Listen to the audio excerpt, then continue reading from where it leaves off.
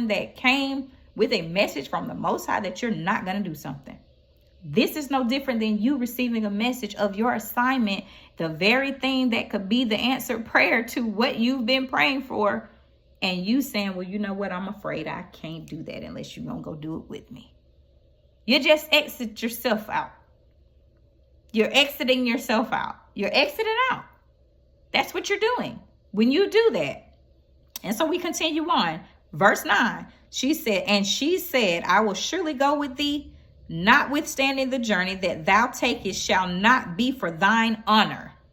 This means I'm going to go with you, but now you're not going to be the one that's going to receive the honor. So you think about a veteran. You think of a veteran that has gone to a task and they are getting an honor, an award. You know, they're being honored for their part in a war, their bravery. Do you get that? Their chivalry. All of these things they get honored for. She's saying, I'm going to go with you, but you're not going to receive the honor. So because he's not going to receive the honor, he's not going to be the one to carry out the task now because you doubted. You didn't do what I asked you to do. You questioned it and said that you weren't going to do it. You tried to tweak it in there to make it more comfortable for yourself. And that's not what he instructed. If he said that he was going to deliver them into your hands, then that's what he's going to do, because he's not a man that he shall lie. And so she says, verse 9, and she said, I will surely go with thee, notwithstanding the journey that thou takest shall not be for thine honor. For the Lord shall sell Sisera into the hand of a woman.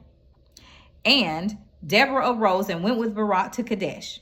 And Barak called Zebulun and Naphtali to Kadesh, and he went up with 10,000 men at his feet, and Deborah went up with them. Now Heber, the Kenite, which was of the children of Hobab, the father in the law of Moses, had severed himself from the Kenites, and pitched his tent unto the plain Zanium, which is by Kadesh.